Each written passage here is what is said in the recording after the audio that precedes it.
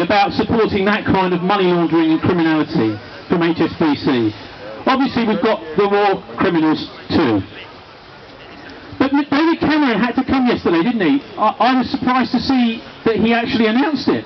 Why didn't he just come in the back door? Well, maybe there's some pressure on him internally to actually tell us what he's really doing. But the point there is that Cameron is the arbiter of the parliamentary code, the only person that can make decisions about whether someone has broken that code and should be suspended from Parliament over too much secrecy or not enough accountability in their activities is David Cameron. And David Cameron has broken his own code by going into this meeting. Now that code might seem like a bit of a boring thing.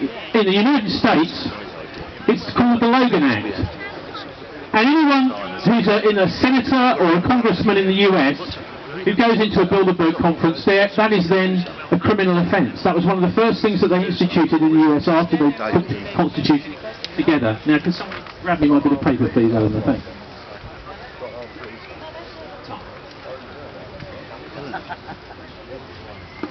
Marcus Agius from the BBC, married to the daughter of Evelyn de Rothschild, lives just over the hill. This is Rothschild country, isn't it? Rothschildshire, Hertfordshire is known as.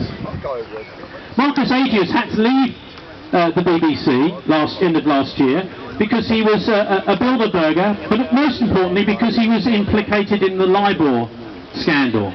And this is a scandal, a massive fraud of everybody that is buying pensions right across Europe and particularly here in the UK, but other parts of the world. But it was based in London.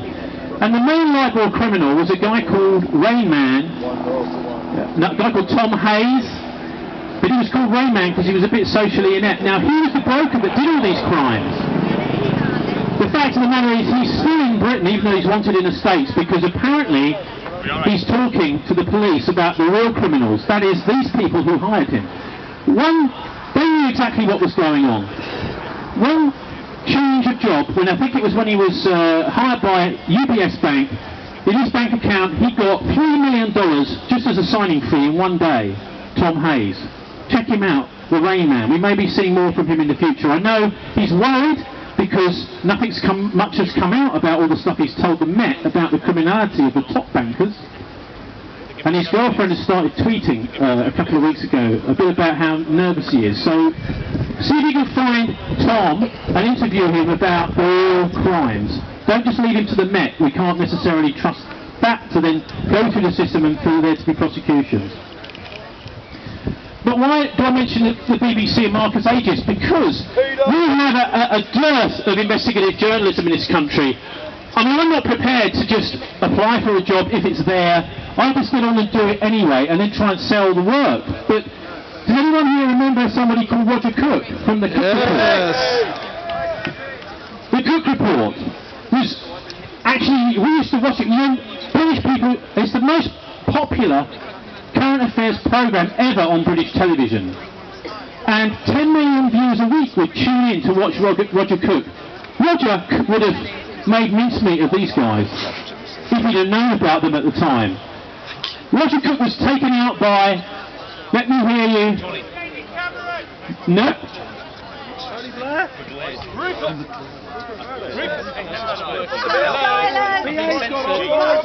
Hello, PA's gone off. PA's gone off. Ooh. Hello. Said the magic word. Okay. The gen may have gone because we've got no power. We've got no power! Right, where's... We are the